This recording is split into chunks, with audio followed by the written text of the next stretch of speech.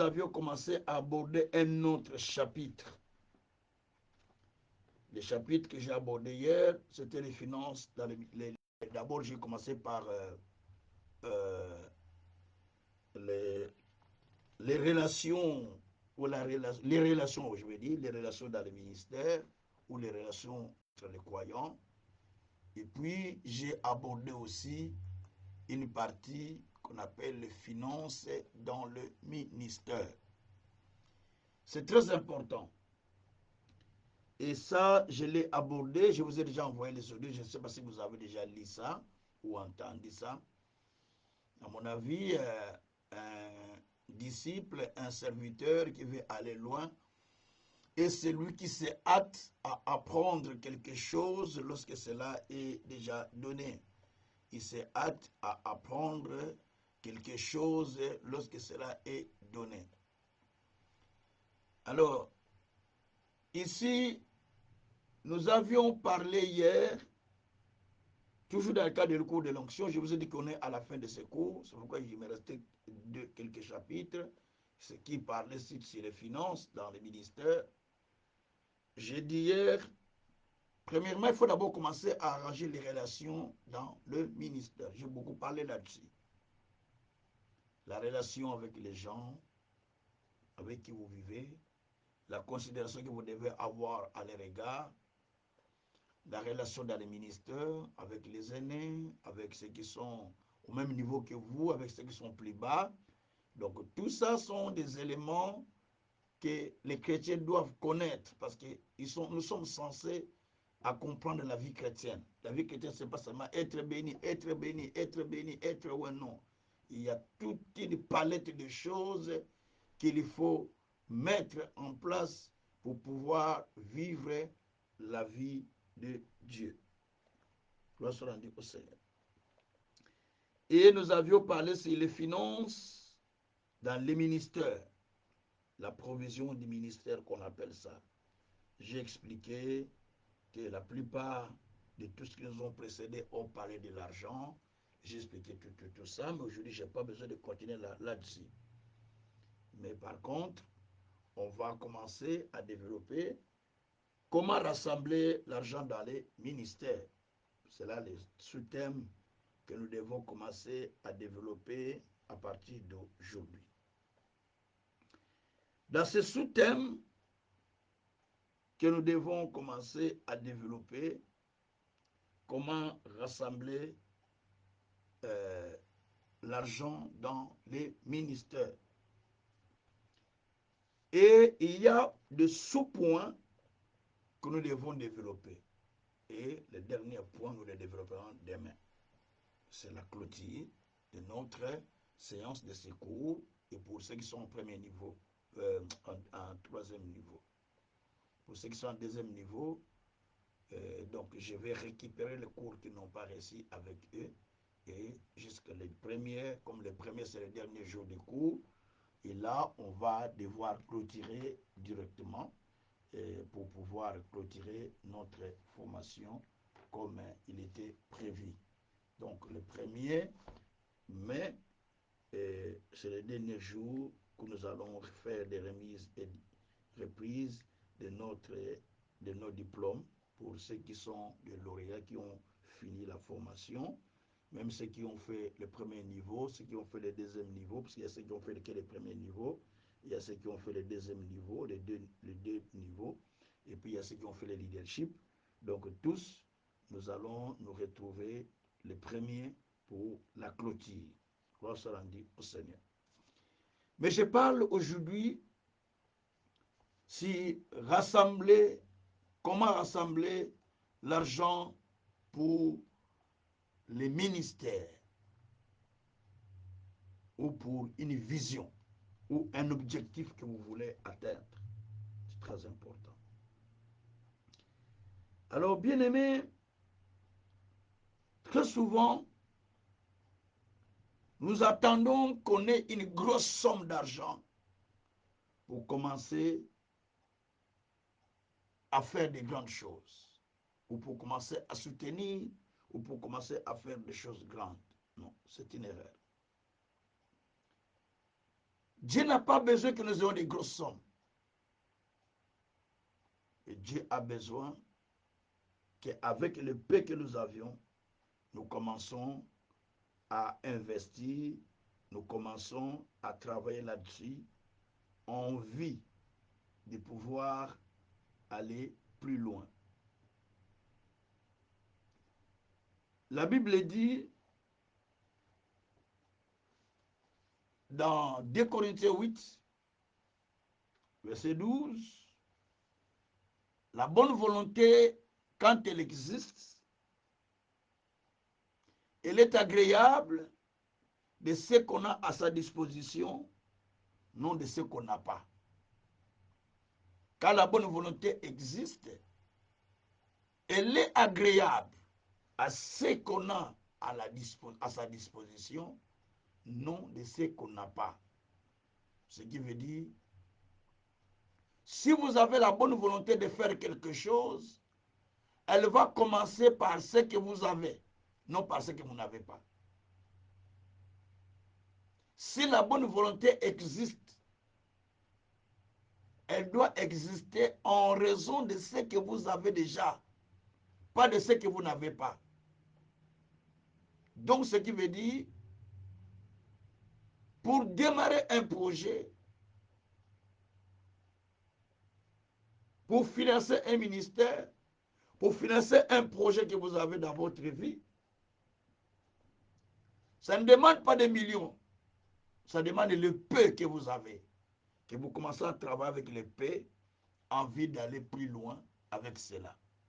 Sans cela, vous n'allez pas arriver très loin. L'argent est un booster. L'argent est un booster dans la vie ministérielle et dans la vie dans son entièreté. L'argent vient comme un booster dans la vie. Elle vient pour booster la vie d'une personne. Elle vient pour booster aussi les ministères, les églises, les couples, la famille, ainsi de suite. L'argent donne l'honneur à celui qui la possède. Oui. Et l'argent attire aussi beaucoup d'amis et beaucoup de personnes autour de vous. On va lire toutes ces choses dans les Écritures. L'argent a un vrai sens et une autorité imposante pour ceux qui l'ont déjà.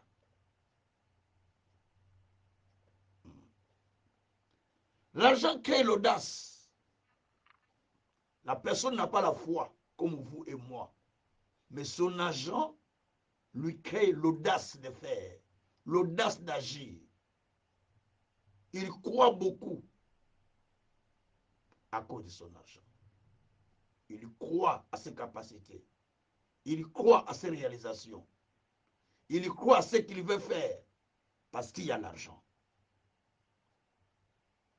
Donc l'argent crée l'audace chez une personne.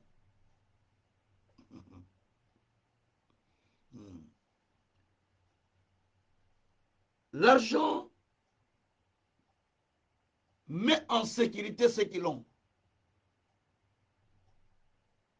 Il les remet en sécurité. Il les remet en protection. En leur assurant, en leur donnant une assurance, en fait. Et l'argent aussi fait la publicité de ceux qui la possèdent. Il fait la publicité de la personne qui est là. L'argent attire de bonnes personnes et des personnes de qualité au milieu de vous ou autour de vous, ou autour de l'église qui a des moyens, ou autour d'un ministère qui a des moyens. Il attire des qualités, il attire des personnes de qualité. Une église qui n'a pas de moyens ne peut attirer que les gens qui n'ont pas de moyens. Une église qui a des moyens ne peut attirer que les gens qui ont des moyens. C'est ce qui est dans le principe de la vie. Le flot attire le flot, ou le flot appelle le flot. Psaume 42, verset 8. Ce qui est élevé attire ce qui est élevé. Ce qui est au bas attire ce qui est au bas. Ce sont les principes que nous pouvons découvrir même dans les Écritures. Ce sont des principes de la Bible. Nous pouvons les découvrir dans les Écritures. C'est pourquoi nous avons intérêt de chercher à développer cet enseignement, la dernière partie de cet enseignement de l'onction. Vous pouvez avoir votre onction, plein, ça coule, mais par moment, s'il n'y a pas le financement, cette onction ne sera pas en exergue, c'est-à-dire qu'elle ne sera pas visible. Il y en a, cette onction est là, mais il n'est pas visible parce qu'il n'y a pas l'argent. L'argent crée le mouvement, l'argent crée l'impact dans la vie, l'impact dans les ministères, l'impact dans la vie du couple, l'impact dans la société. Les sociétés pauvres ou les pays pauvres, même là-bas à l'ONU, quand les leur donne la place, ils ne savent pas s'imposer parce qu'ils ne pèsent pas. Ce sont des pays riches qui s'imposent parce qu'ils ont des moyens. Ils s'imposent. Il dit, on les écoute, on accepte leurs propositions parce qu'ils ont des moyens. C'est pourquoi les riches parlent en haussant le ton de la Bible. Les pauvres parlent en suppliant. Ce n'est pas moi qui dis, c'est la Bible qui dit ça, dans le Proverbe. Donc, nous avons besoin de moyens financiers. L'argent, c'est la réponse d'ailleurs à tout. Pour la plupart des cas, l'argent, c'est la réponse à tout. L'argent, même dans les couples, sécurise les couples et augmente l'amour dans les couples. Parce que vous avez ça, ça augmente votre amour, ça sécurise même les couples. Combien de divorces il y a aujourd'hui dans le monde? C'est à cause d'argent aussi. Il y a celui qui va quitter son mari ou sa femme pour aller avec une autre personne parce que la personne-là a des moyens. Et l'autre souffre. C'est des choses que nous voyons dans le monde. Combien de femmes sont infidèles à cause de l'argent? Combien d'hommes sont infidèles à cause de l'argent? Donc tout ça sont des éléments à comprendre. Eh bien, je vais commencer à donner la définition de l'argent. Pour pouvoir rassembler l'argent pour les ministères, ou pour une vision, ou pour un objectif, ou pour un projet que vous avez,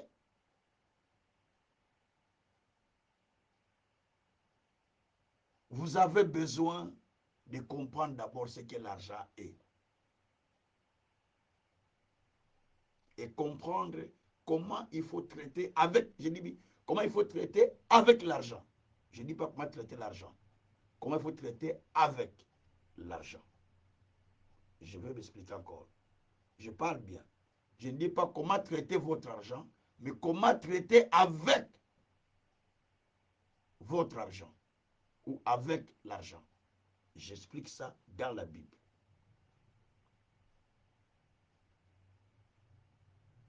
Parce que l'argent n'est pas un papier comme toi tu le penses. Ce n'est pas un billet. Ce n'est pas les billets, mais l'argent ou la richesse. Ce n'est pas les billets seulement, mais c'est tout un esprit qu'il faut développer pour pouvoir créer des choses. Gloire au Seigneur. Alors je commence maintenant à définir. Je passe à la définition de l'argent ou de la richesse. L'argent et la richesse, on va mettre ça ensemble. L'argent et la richesse, on ne va pas séparer. Ça parle presque de la même chose.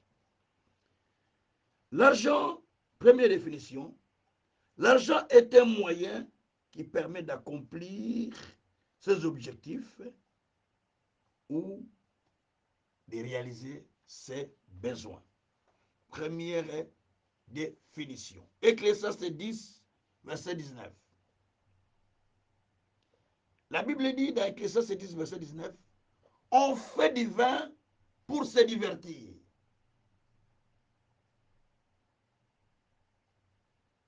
Le vin rend la vie joyeuse. Et l'argent répond à tout. Il y a trois parties dans ce texte. Verset 10. On fait du vin pour se divertir.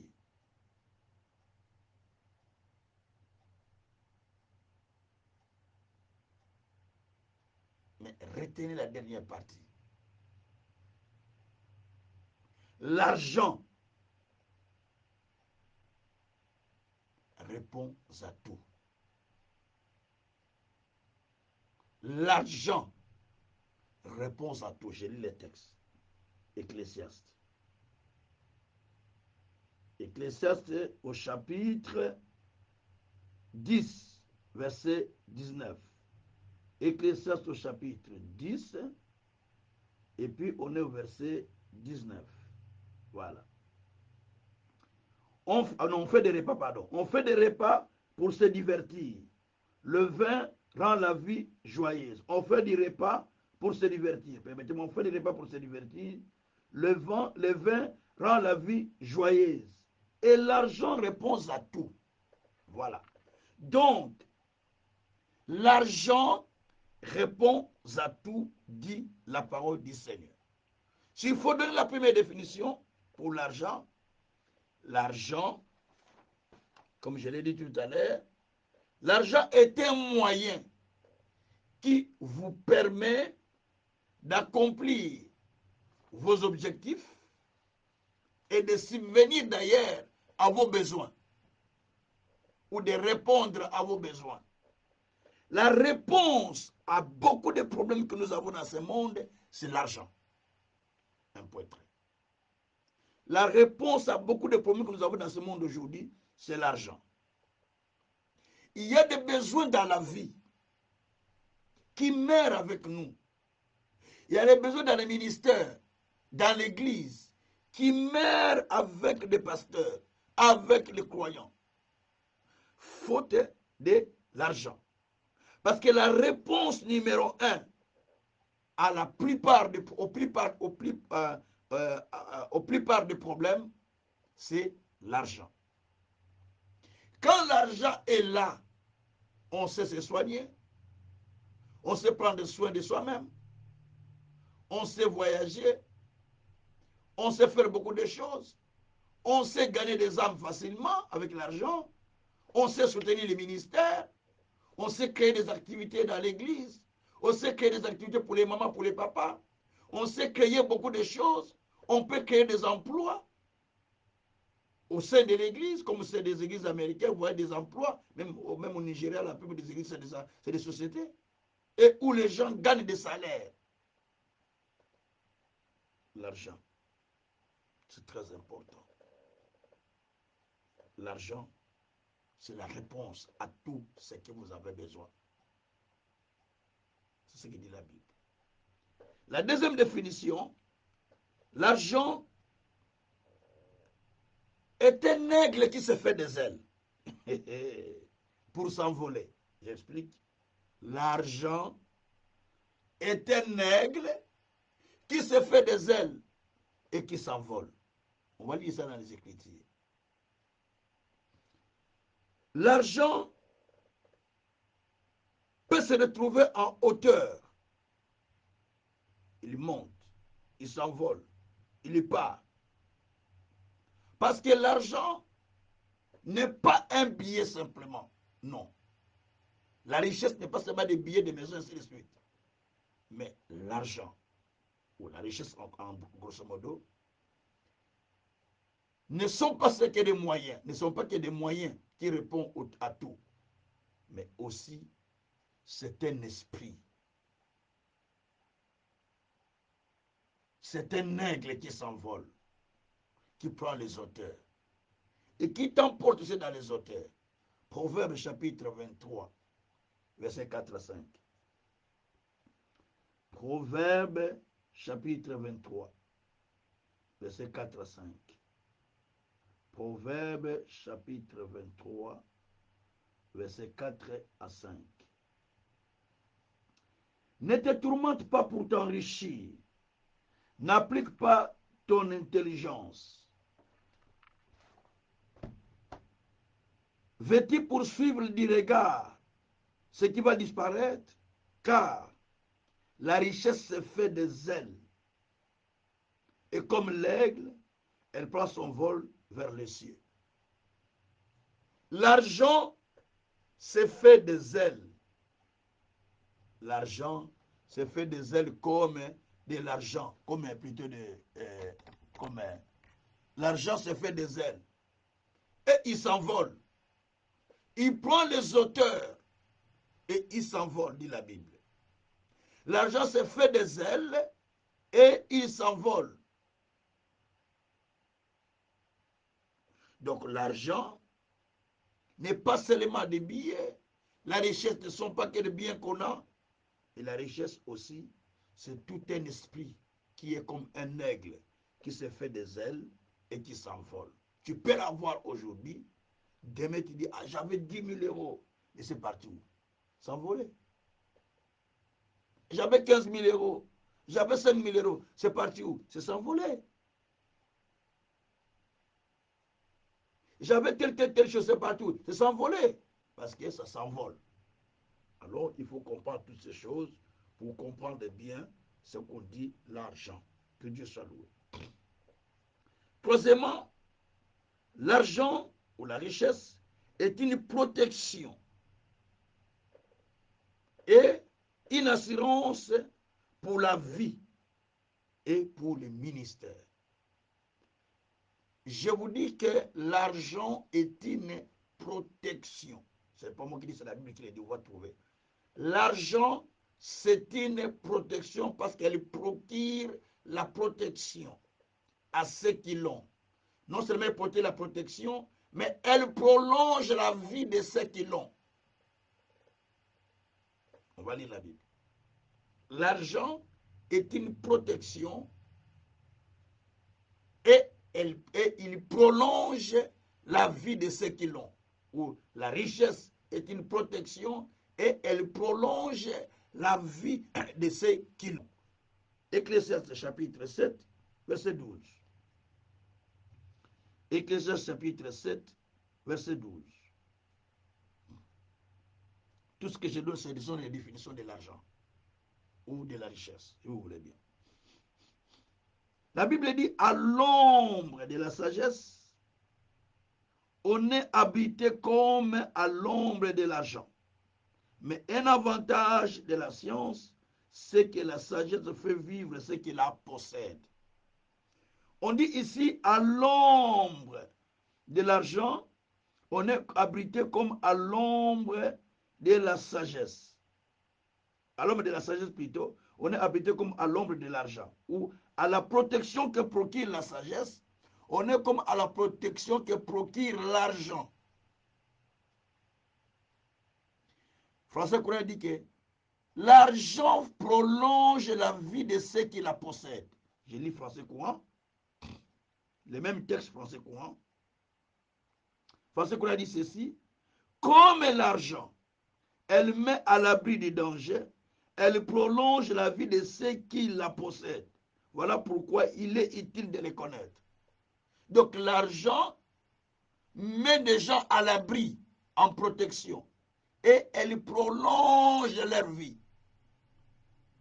Celui qui a ses moyens, s'il marche dans la crainte, s'il marche droitement, il va prolonger la vie par rapport à la personne qui n'a pas de moyens. Oh yes. Celui qui n'a pas de moyens ne va pas vivre si longtemps que celui qui a des moyens. Impossible. À moins que Dieu le fasse grâce. Sinon, la plupart, les gens meurent à cause des soucis. Comment je vais vivre demain? Comment je vais manger demain? Comment je vais boire demain? Comment je vais faire telle chose demain? Et généralement, la foi se perd.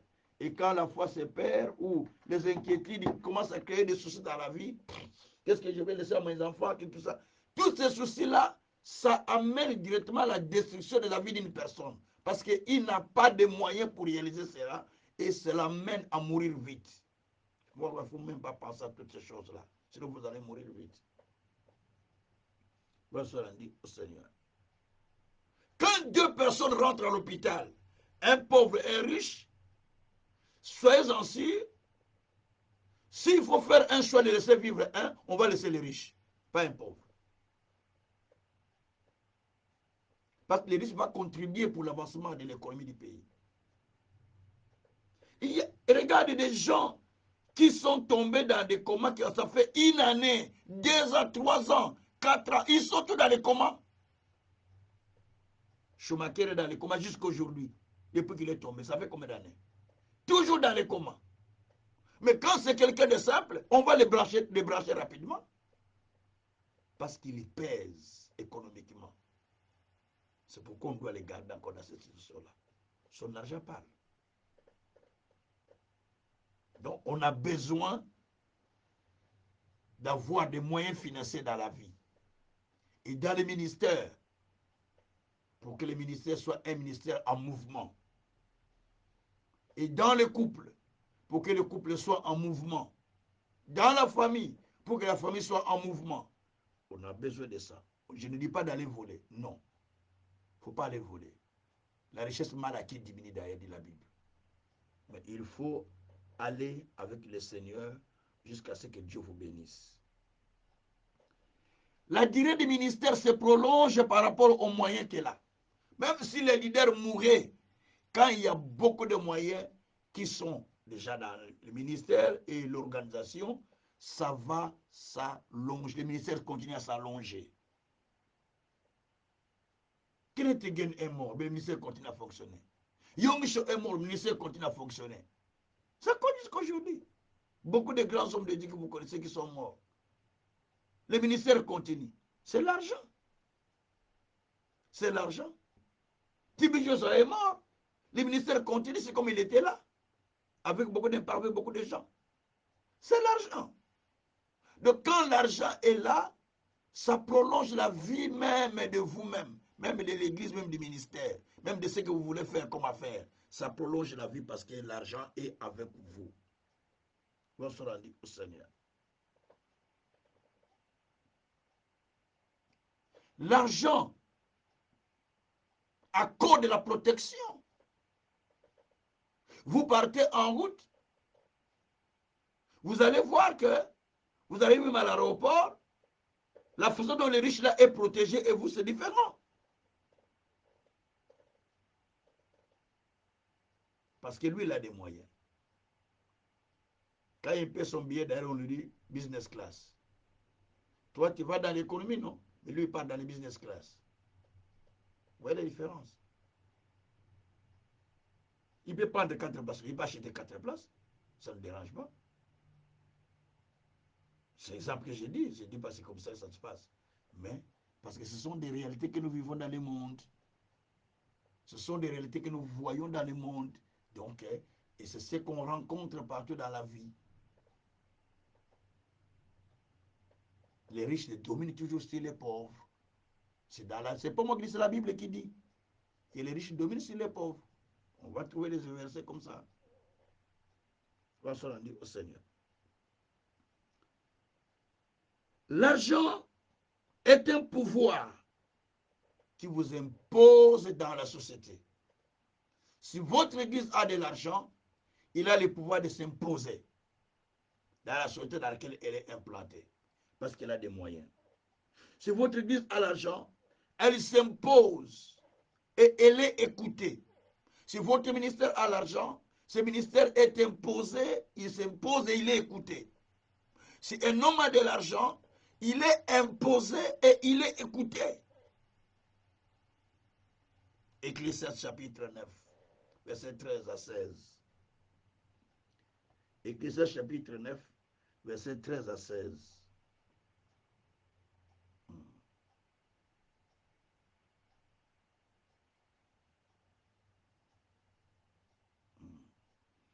Ecclésiaste chapitre 9, verset 13 à 16. Je lis la parole au nom de Jésus-Christ.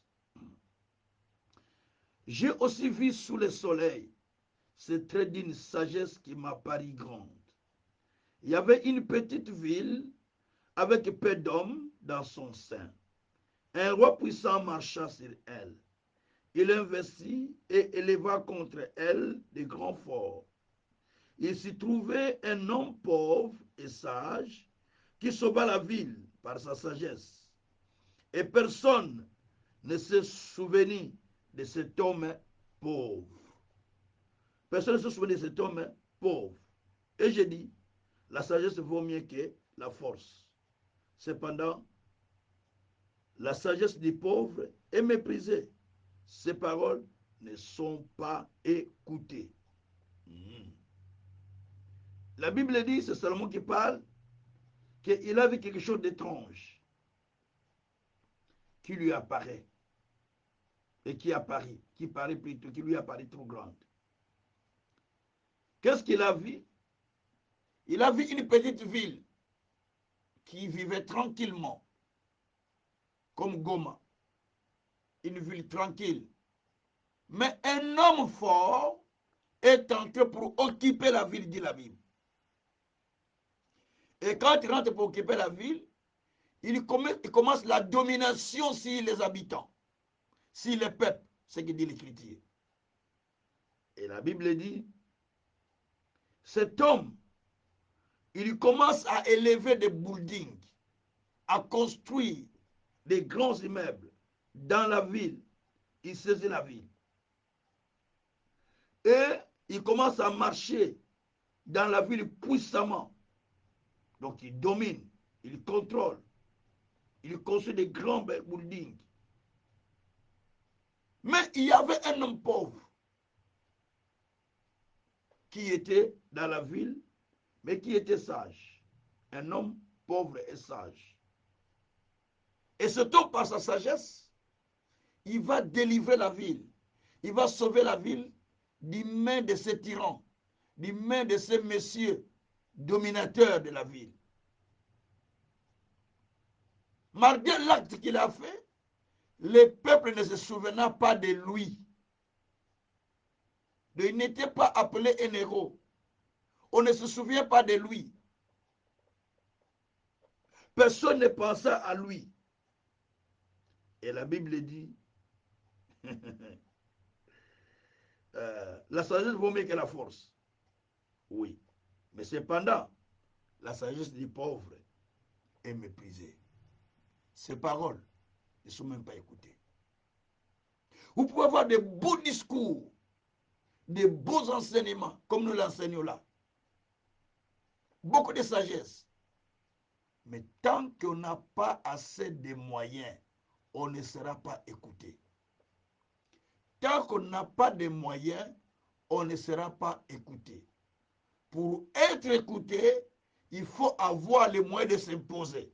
Et comme vous avez des moyens, vous avez la facilité de s'imposer. Même dans les quartiers, même dans les sociétés, même dans les coins où on n'aime pas des églises. Mais vous avez des moyens, vous créez des activités, vous créez des emplois, vous vous imposez. On vous accepte facilement. Donc, la sagesse, et peut-être l'argent, est un pouvoir. Un pouvoir qui vous impose, un pouvoir qui vous établit, un pouvoir qui vous facilite de vous imposer à n'importe quel endroit où vous êtes. Parce que vous avez les moyens. Cinquième définition, c'est tout ce que j'ai donné de la définition de l'argent. L'argent, c'est la puissance attractive d'amis et des gens autour de celui qui la possède. Quand l'Église a des moyens, les gens commencent à s'attirer. Quand le pasteur a ses moyens, les gens le suivront beaucoup. Quel que soit le niveau de ton onction, Mais tant que tu n'as pas assez de moyens, tu n'attracteras pas plusieurs personnes. Au contraire, c'est toi qui vas commencer à aller vers eux. Mais eux, ils ne viendront pas facilement vers toi. Parce que toi, tu n'as pas de moyens pour les attracter. Tu dois faire beaucoup d'efforts pour aller l'évangéliser, aller les chercher, tout ça. Mais quand on a des moyens, on les attracte facilement. On les attire facilement. Parce que la Bible dit que les pauvres ont beaucoup, les riches ont beaucoup d'amis. Les pauvres, même les un qu'il a là, le seul ami qu'il a, il finit par les perdre. Proverbe 19, verset 4. Proverbe 19, verset 4. On va lire Proverbe 19, verset 4. La Bible dit, la richesse procure un grand nombre d'amis, mais le pauvre est séparé de son ami. La richesse ou l'argent va attirer beaucoup de personnes autour de toi, beaucoup d'amis autour de toi. D'ailleurs, la Bible dit aussi dans un verset qui dit que les amis des pauvres, les amis des riches sont beaucoup plus nombreux et ceux des pauvres sont peu à peu. Donc, il y a la richesse attire des amis, attire les gens vers vous. Quand l'Église a ses moyens, elle attire facilement le croyant dans l'Église. Elle attire facilement les gens qui viennent, les gens qui s'ajoutent, parce qu'il y a des moyens. Alors dans Acte 2, on va voir comment ça se passe. Acte 2, l'Église primitive. Je suis à partir du verset 37. Acte 2, non pas 37, je vais voir 37, 37, tous ceux qui croyaient étaient au même endroit. Allez, non, pas 37, pas 37, pas 37, 4, acte 4. Je prends acte 4. Je suis en train de chercher un verset là. Acte 4. Voilà, acte 4. À partir du verset 33, je lis. Les apôtres rendaient avec beaucoup de force les témoignages de la résurrection du Seigneur Jésus-Christ. Une grande grâce reposait sur eux tous, car il n'y avait parmi eux aucun indigent, aucun pauvre. Tous ceux qui possédaient des champs et des maisons les vendaient, apportaient le prix de ce qu'ils avaient vendu et les déposaient aux pieds des apôtres. Et l'on faisait des distributions à chacun selon qu'il en avait besoin. Joseph, surnommé par les apôtres Barnabas, ce qui signifie fils d'exhortation, lévite, originaire de Chypre, vendit un champ qu'il possédait, apporta de l'argent et le déposa aux pieds des apôtres. Mais regardez ce que dit le chapitre 4, verset 32. Voilà, à partir du verset 32. La Bible dit, la multitude de ceux qui avaient cru n'était qu'un cœur, et qui n'âme, et ne disait que ces biens lui appartiennent en propre. Mais tous étaient communs entre eux. Tout ce qu'ils avaient était commun entre eux. Les apôtres rendaient avec beaucoup de force la résurrection de Jésus, les témoignages de la résurrection de Jésus. Une grande grâce se reposait sur eux. Il n'y avait pas de pauvres au milieu d'eux, il n'y avait pas des indigents au milieu d'eux. D'ailleurs, les gens vendaient leurs biens, ils amenaient à l'église, ils les distribuaient, ainsi de suite. Mais constat qu'on va faire, qu'il y avait une grande grâce qui était au milieu d'eux. Mais dans le chapitre 2, la Bible dit que, quand vous lisez le chapitre 2, à partir du verset 42, la Bible dit qu'ils persévéraient dans l'enseignement des apôtres, ils persévéraient dans la fraction du pain, mais aussi le nombre de croyants s'augmentait. Pourquoi le nombre s'augmentait? Parce que l'église était bénie. Quand l'église est bénie, le nombre s'augmente. Je vais lire la partie là. l'église, les nombres sont augmentés. La Bible dit qu'ils vendaient leurs biens à tous ceux qui croyaient étaient dans le même lieu. Ils avaient tous en commun. Non, je commence. Oui, verset 30, verset 42. Ils persévéraient dans les enseignements des apôtres, dans les fractions fraternelles, dans les fractions du pain, dans les prières. La grande crainte s'apparaît et ils faisaient beaucoup de prodiges et des miracles parmi les apôtres. Tous ceux qui croyaient étaient dans le même lieu. Ils avaient tout en commun. Ils vendaient leurs propriétés, leurs biens, et ils en partageaient les produits entre tous selon les besoins de chacun. Ils étaient chaque jour assis au temple, ils rompaient du pain dans les maisons et prenaient leur nourriture avec joie, avec simplicité, louant Dieu et trouvant grâce auprès de tout le peuple. Et le Seigneur ajoutait chaque jour à l'église ceux qui étaient sauvés. Voilà. Donc chaque jour, il y avait des ajoutes de gens. Parce que la grâce était sur eux. Mais la Bible dit aussi, quand vous regardez bien, ils avaient des biens en commun. Ils vendaient tous leurs biens. Ils mettaient l'argent au pied des apôtres. Et cela attirait aussi les gens de venir vers eux. Donc, dans une église où il y a des moyens financiers, ça attire aussi les gens de venir. Écoutez, comme je l'ai dit dans Psaume 42, verset 8, il dit que le flot attire le flot. Les pauvres ne vont pas dans des églises où il y a des pauvres. Non. Les riches, pardon, ne vont pas dans des églises où il y a des pauvres. Les riches veulent des églises qui sont déjà bénies pour aller investir là-bas.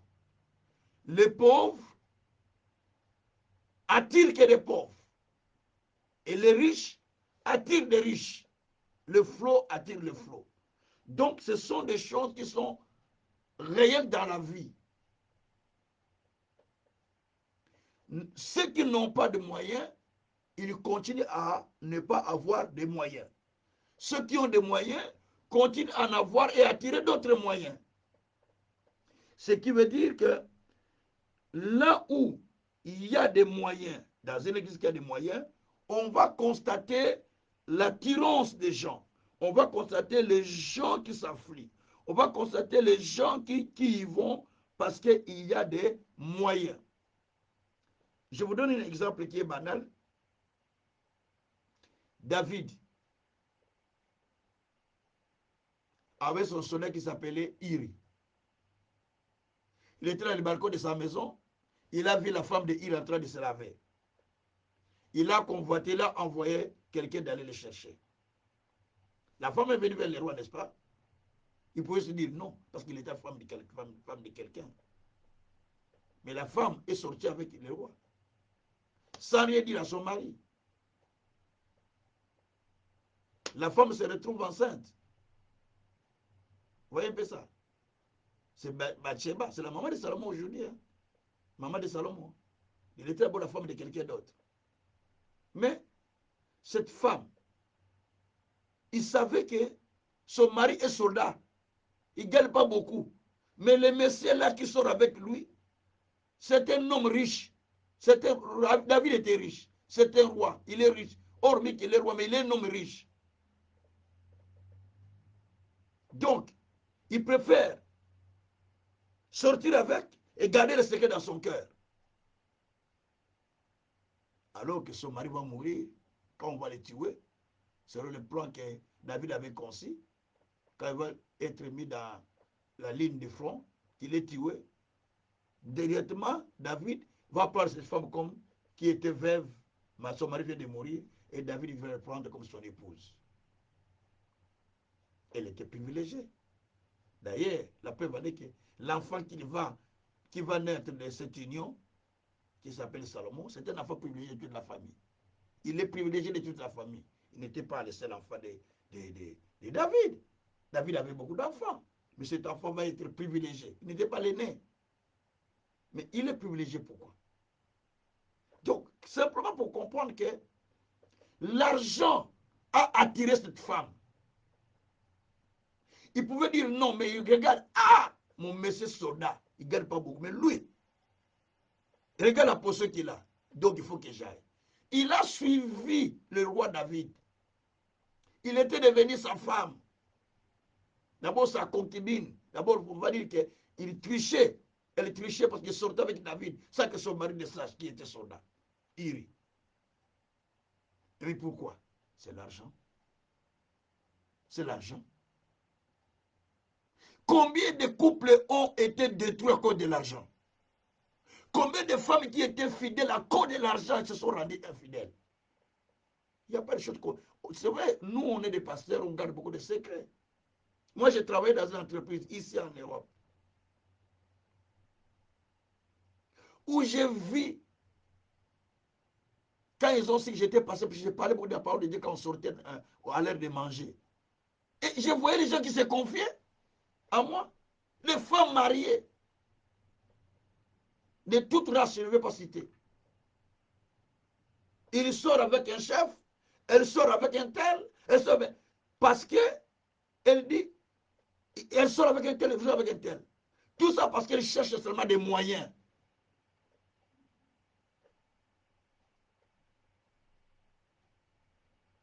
Bénissons Dieu pour les femmes qui nous sont fidèles quand on n'a pas de moyens. Quand on n'a pas de moyens, bénissons Dieu pour eux. Sinon, la plupart, ils font des infidélités. Donc, nous avons besoin de comprendre qu'avec les moyens, vous pouvez attirer les gens autour de vous. C'est pourquoi la Bible dit dans Proverbe 19, verset 4, que la richesse attire beaucoup d'amis. Celui qui a beaucoup de biens, il a beaucoup d'amis aussi. Les pauvres ont beaucoup d'amis. Et puis les riches ont beaucoup d'amis. Les pauvres n'en ont pas.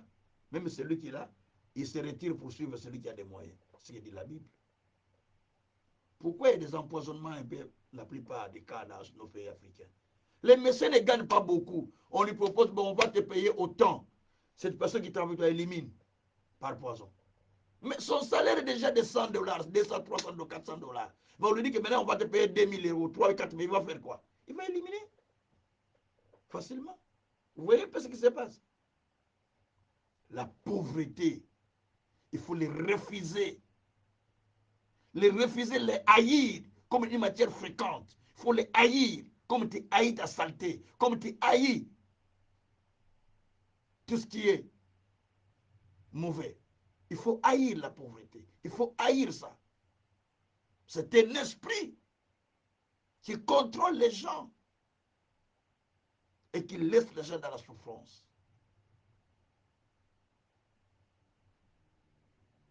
Dans des milieux où il y a la pauvreté, il y a la prostitution, il y a la drogue, il y a tout ce qui est mauvais, s'efface parce qu'il y a la pauvreté. Tout ce qui est mauvais s'efface par là, à cause de la pauvreté.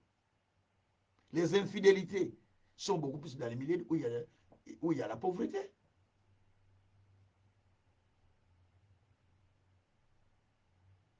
Donc, c'est des choses qu'il faut comprendre. Gloire soit au Seigneur.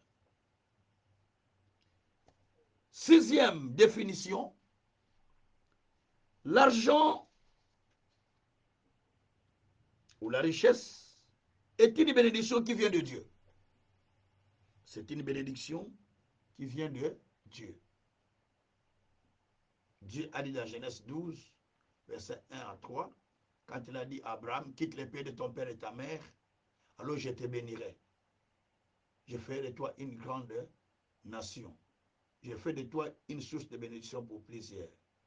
Donc Dieu nous donne la bénédiction, mais il fait de nous aussi une bénédiction pour plusieurs personnes. Non seulement Dieu veut nous bénir, mais nous devons prier Dieu qu'il fasse de nous aussi une source de bénédiction pour plusieurs. Une source de bénédiction dans plusieurs aspects. Je suis une source de bénédiction pour plusieurs parce que j'enseigne la parole, j'aide les gens, je conseille les gens. C'est la grâce que Dieu m'a donnée. C'est une source de bénédiction. Mais il faut que je développe une source de bénédiction financière pour plusieurs personnes. Pour soutenir beaucoup de personnes qui sont en difficulté. C'est très important. Donc, l'argent ou la richesse, c'est une bénédiction qui vient de Dieu. On va lire les versets. Nous sommes dans 1 Chronique chapitre 29. 1 Chronique chapitre 29 au verset 12 jusqu'au 14e verset. C'est de toi que viennent la richesse et la gloire. Et c'est toi qui domines sur tout. C'est de ta main que sont la force et la puissance. C'est ta main qui a le pouvoir d'agrandir et d'affermir toutes choses.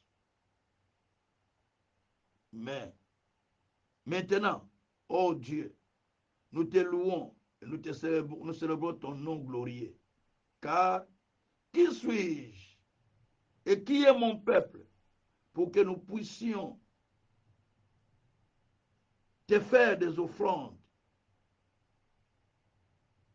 Tout vient de toi et nous recevons de ta main ce que nous t'offrons. Gloire soit rendue au Seigneur. Ici, on nous dit que tout vient de Dieu. La richesse, la gloire, tout vient de Dieu. Et ce que nous redonnons à Dieu, c'est ce qui vient de lui. Donc, on ne donne pas à Dieu ce qu'on n'a pas. Ce qu'on donne à Dieu, c'est ce qu'il vous a donné. Ce qu'il vous a donné, c'est ce que vous devez remettre à l'Éternel. Vous n'allez pas remettre à Dieu ce qu'il ne vous a pas donné. Donc, il faut comprendre cela. Dieu ne peut vous donner que ce que vous avez reçu de lui. La Bible dit, qu'est-ce que vous avez que vous n'avez pas reçu de moi? Romains. Qu'est-ce que vous avez que vous n'avez pas reçu de Dieu? Tout, vous l'avez reçu de lui. Pour lui et par lui. C'est ce que dit la Bible. C'est pour lui, par lui que nous avons tout reçu. Donc, si nous avons quelque chose, c'est que nous l'avons reçu par Dieu. Dieu nous l'a donné. Dieu nous a donné cela. Donc la richesse, c'est une bénédiction qui vient de la part de Dieu. C'est Dieu qui le donne à qui il veut. C'est Dieu qui le donne. Il le donne à qui il veut. Il donne à qui il lui plaît. Donc c'est Dieu qui donne tout cela en vue de pouvoir bénir son peuple et que le peuple soit attaché à lui. Donc nous devons comprendre que nous avons besoin de la bénédiction. Nous avons besoin de la richesse. Nous avons besoin de tout cela. On ne veut pas dire aller voler pour avoir de la richesse. Non. Mais on a besoin d'avoir des moyens suffisants sans passer par des combines, sans passer par des tueries, sans passer par des fraudes, sans passer par ce qui est mauvais. Mais avec la grâce de Dieu, vous savez vous investir et vous savez investir. Et Dieu va vous donner ce qu'il lui faut pour subvenir à vos besoins, pour les besoins de la famille et pour vous-même et pour soutenir l'œuvre de Dieu. C'est ce que Dieu fait. Donc, il ne faut pas aller voler, il ne faut pas aller entrer dans des combines pour gagner beaucoup d'argent et faire souffrir les autres. Ça, ce n'est pas très bien. Parce que ce Dieu qui élève, c'est Dieu qui abaisse. 1 Samuel 2, verset 7. C'est Dieu qui élève et c'est Dieu qui abaisse. Il élève les gens et il abaisse aussi les gens. Donc, sans cela, vous ne pouvez pas vivre la bénédiction de l'Éternel. Gloire soit rendue au Seigneur. Donc, il ne faut jamais oublier Dieu quand Dieu vous bénit. Quand il vous bénit, il ne faut jamais l'oublier.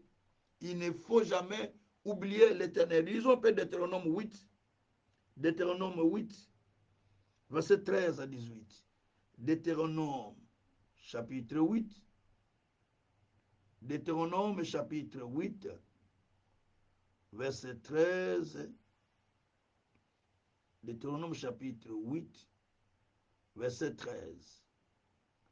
Alors, lorsque tu verras multiplier ton gros et ton menu bétail, son manté, ton argent et ton or, et s'accroître tout ce qui est à toi, prends garde que ton cœur ne s'enfle et que tu n'oublies l'Éternel ton Dieu qui t'a fait sortir d'Égypte, de la maison de la servitude, qui t'a fait marcher dans le désert, qui t'a fait marcher dans ce grand et affreux désert, où il y a des serpents brillants et des scorpions, dans les lieux arides, sans eau, qui a fait jaillir pour toi de l'eau du rocher le plus dur, qui t'a fait manger dans le désert la manne, inconnue de tes pères, afin pardon, afin de t'humilier et de t'éprouver, pour te faire ensuite du bien. Garde-toi de dire à ton cœur, ma force et la puissance de ma main m'ont acquis ces richesses. Souviens-toi de l'Éternel ton Dieu, car c'est lui qui te donnera de la force, c'est lui qui te donnera de la force pour les acquérir, afin de confirmer comme il le fait aujourd'hui son alliance qu'il a jurée à tes pères. Donc, quand Dieu te fait entrer dans la bénédiction, la chose qu'il faut faire, il ne faut jamais s'enorgueillir. Il ne faut jamais oublier l'Éternel. Il ne faut jamais s'enorgueillir et oublier l'Éternel. Parce que c'est lui qui t'a donné toutes ces possibilités. C'est lui qui t'a donné la force d'acquérir tout ce que toi tu as. N'oubliez jamais l'Éternel Dieu en disant c'est ma force, c'est mes moyens, ce sont mes capacités. Parce qu'un jour, Dieu peut changer l'histoire dans ta vie. Il élève ce qui était au bas, plus bas de la vie, et il fait descendre les pauvres dans la poussière de la Bible. Ah, 1 Samuel 2, verset 7 à 8. Il fait descendre même au plus bas de la poussière, ce qui était plus haut, ou les grands. Donc, tu dois savoir que c'est Dieu qui te donne tous ces moyens. Mais Dieu peut te passer par beaucoup d'épreuves, comme il est dit là. Il dit, souviens-toi de l'Éternel qui t'a fait passer par les déserts. Tu as manqué. Dans les déserts où il y avait des serpents, des scorpions. Il t'a fait passer par là. Il t'a fait manger la manne pendant le désert. Pendant les temps désertiques, il faut goûter la manne de Dieu. C'est-à-dire que Dieu te prend en charge, il te donne petit à petit. Ça, c'est le temps désertique de Dieu. Dans le désert de Dieu, tu ne manques pas du tout. Tu manques, mais tu ne manques pas du tout. Parce que tu as quelque chose que Dieu te donne. Mais qui n'est pas vraiment dans ton cœur comme besoin. Mais Dieu te bénit quand même. Tu sens la bénédiction de Dieu dans ta vie. Donc tu ne peux pas oublier l'Éternel. Tu dois te souvenir de la personne de Dieu qui t'a fait passer partout. Qui sortait même de l'eau quand il manquait, il te donne de l'eau. Quand il manquait à manger, il te donne à manger. Quand il manquait quelque chose, il te donnait tout. Tout ce qu'il te donnait là, c'est pour t'aider à comprendre que c'est l'Éternel qui est en train de me conduire. Il te conduit, il t'amène là où tu dois aller. La Bible dit que souviens-toi de l'Éternel Dieu qui t'a donné la force d'acquérir toutes ces choses. C'est lui qui t'a donné cela pour confirmer son alliance. Qu'il est Dieu avec vous. Beaucoup de gens, quand ils gagnent déjà de l'argent, ou quand un bon travail lui est donné, il n'a plus le temps pour Dieu. Il n'a plus le temps pour l'évangélisation. Il n'a plus le temps pour le ministère. Il devient orgueilleux. C'est pourquoi Dieu abaisse. Dieu abaisse certaines personnes. Quand tu es béni, quand tu n'étais pas béni, tu étais trop humble avec ton pasteur. Tu écoutes le pasteur facilement. Tu obéis au pasteur facilement. Et tu viens à l'église à l'air. Mais quand tu es béni, tu viens la dernière personne avec un bamba jeep. Avec la grosse jeep, tu viens la dernière personne à l'église. Parce que tout le monde doit voir qu'il y rentre. Tu commences à prendre la place de Dieu sans le savoir. Tu n'écoutes même plus le pasteur. On ne peut pas te corriger. On ne peut pas te faire des remarques. On ne peut pas te redresser. On ne peut pas te conseiller. Parce que toi, tu es déjà grand patron. Ça, c'est les erreurs graves. Il y a des riches qui sont dans des églises avec beaucoup d'humilité. Beaucoup d'églises dans le monde, vous trouvez des riches. Des riches. Chez Young, il y a beaucoup de riches. Chez OEDEP, on n'en parle même pas. C'est l'église, il y a beaucoup de riches. Vous allez chez Connect Copland, des millionnaires dans son église, des milliardaires. Même chez Yongicho, même chez David Odep aussi, des riches. Même chez Enoch Adeboye, il y a des riches, des millionnaires dans cette église. Chez David Odep, ne parlons même pas. Il y a des millionnaires dans cette église qui ont même des avions. qui étaient venus pauvres à l'église. Aujourd'hui, ils ont des avions. Aujourd'hui, ils ont des sociétés. Mais ils sont toujours humbles, en train de faire des protocoles, en train d'accueillir les gens, en train de faire des services à l'église. Mais c'était riche avec des sociétés, avec des gens qui travaillent pour lui. Non. Quand Dieu t'élève avec des moyens, ne t'enorgueillis pas. Humilie-toi. Ayez l'esprit de l'humiliation. De l'humilité, pardon. Pour que Dieu continue à t'élever. Gloire soit rendue au Seigneur. Ça, c'était la définition sur, sur l'argent pour le ministère ou pour la vie. Tout ça, ce sont des définitions que j'ai données. Maintenant, je pars en un autre chapitre, les effets de l'argent dans la vie et dans le ministère. Les effets de l'argent dans la vie et dans le ministère. Gloire soit rendue au Seigneur. Bien-aimés, l'argent a des effets importants, ou la richesse a des effets importants, qui sont positifs et qui sont aussi négatifs.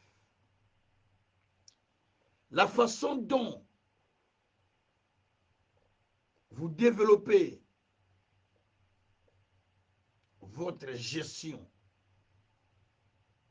financière peut être positive ou peut être négative.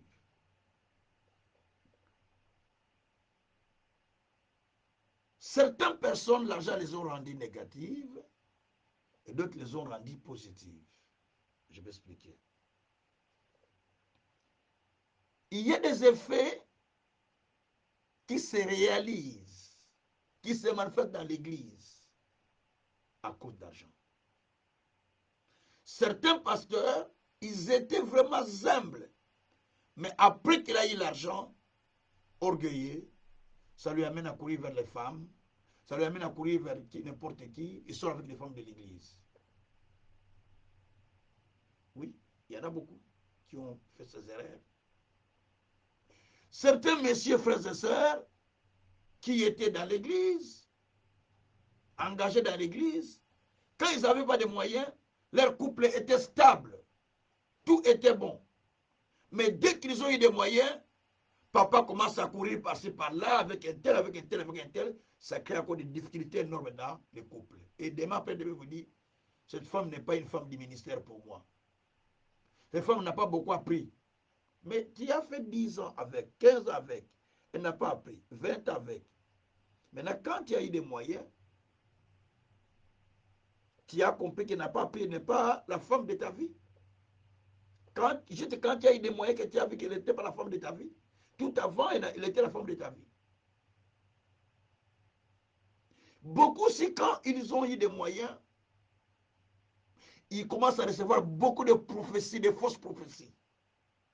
Parce que tout autour, il y a des prophètes qui viennent, qui prophétisent sur des personnes qui ont des moyens. Dans la Bible, on voit ça.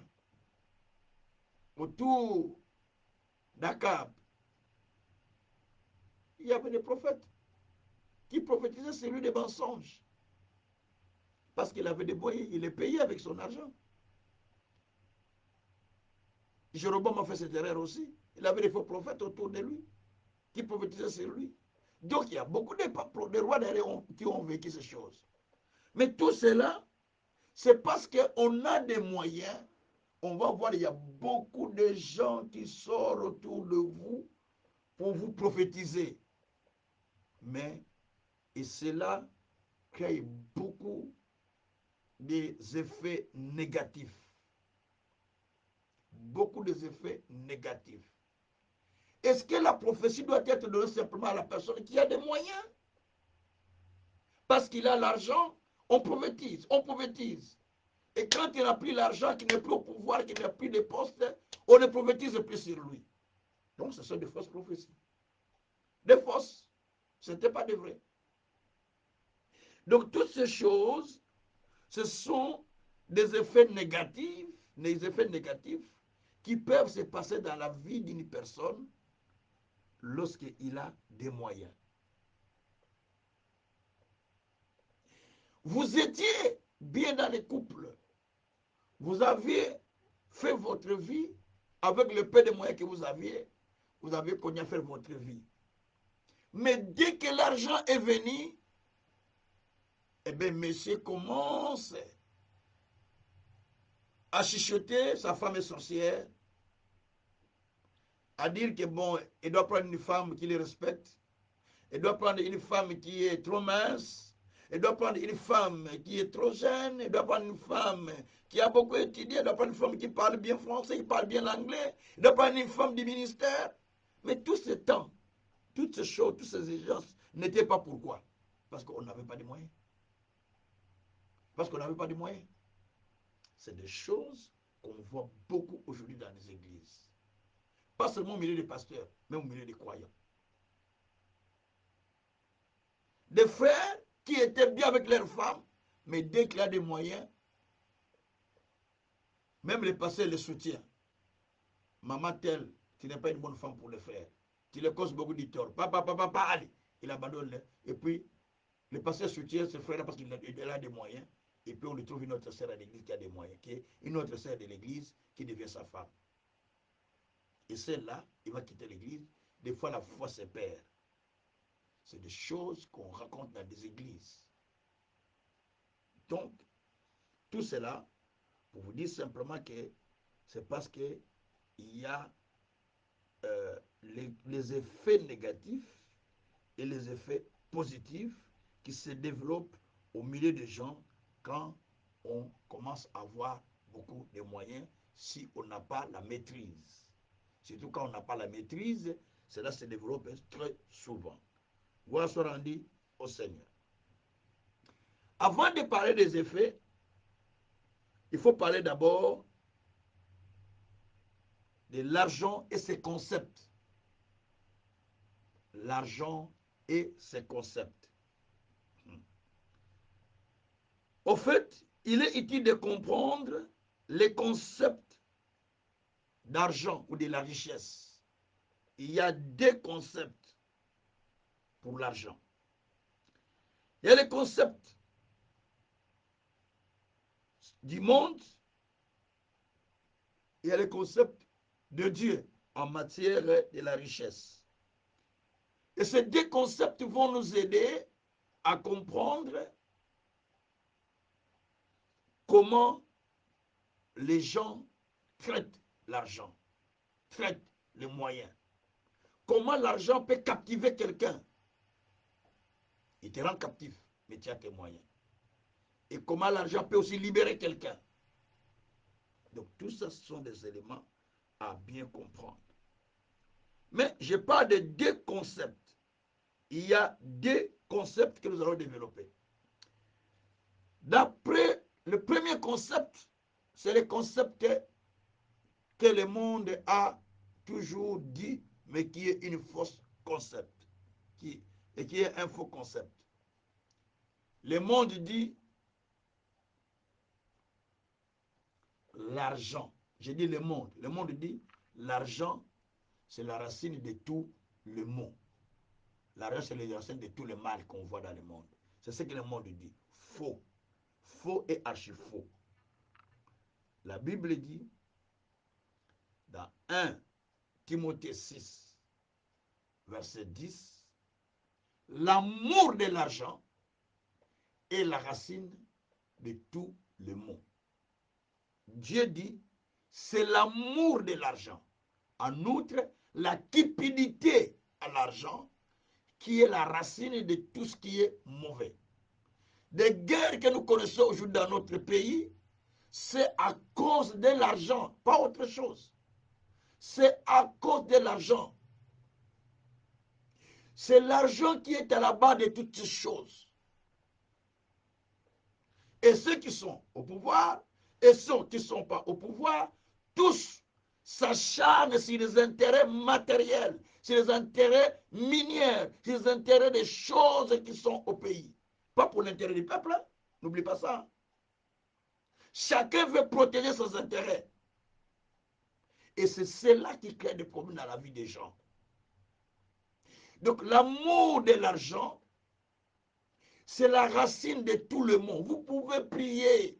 Mais si vous avez l'amour de l'argent, ça veut dire la cupidité, le koso yambongo. C'est ça qu'on appelle en Ngala. Le koso yambongo, la cupidité.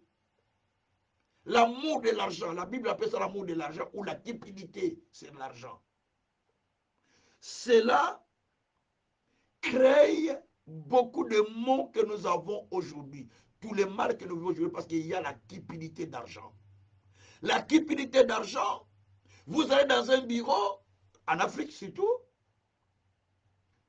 on vous demande, le prix est là. Les documents que vous voulez demander, c'est affiché là. Il vous dit, ben, il faut attendre ça autant de jours. Mais pourquoi autant de jours? Mais quand vous donnez un petit rien, il vous dit, bon, attends, je vais le faire tout de suite, là, tu vas l'avoir. Mais quand vous n'avez rien, il vous dit, ça va traîner pendant un mois. Parce que la cupidité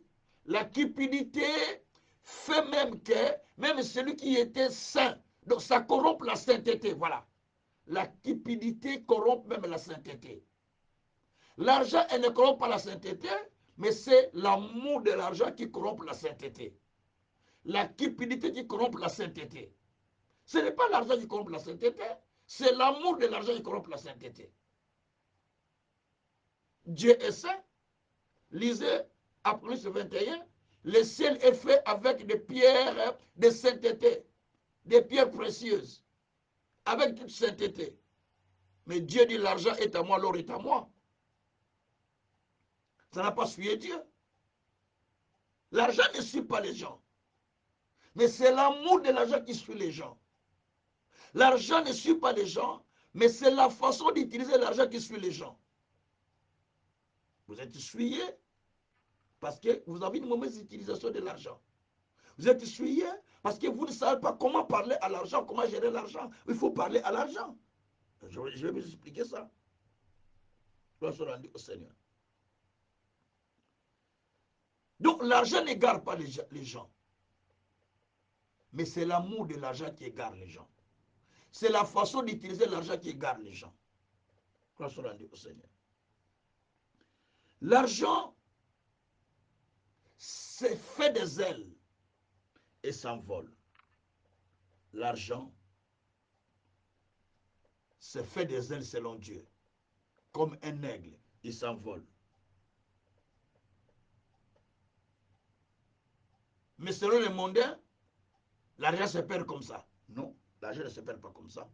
Proverbe chapitre 23, verset 24, et verset 4, pardon, 4 à 5. Proverbe chapitre 23, verset 4 à 5. Proverbe 23, verset 4 à 5. Proverbe 23, verset 4 à 5. Ne te tourmente pas pour t'enrichir et n'y applique pas ton cœur, ton intelligence, pardon, n'applique pas ton intelligence. Veux-tu poursuivre du regard vers ce qui va disparaître, car la richesse ou l'argent c'est fait des ailes, et comme l'aigle, elle prend son vol vers les cieux. L'argent fait des ailes, l'argent prend des ailes, et elle s'envole. Donc, mbongo pumbwaka, l'argent se fait des ailes, il s'envole. La Bible dit ne te tourmente même pas pour t'enrichir. Parce que l'argent peut prendre des ailes. Pap, ça sort, wouh, ça monte dans les airs.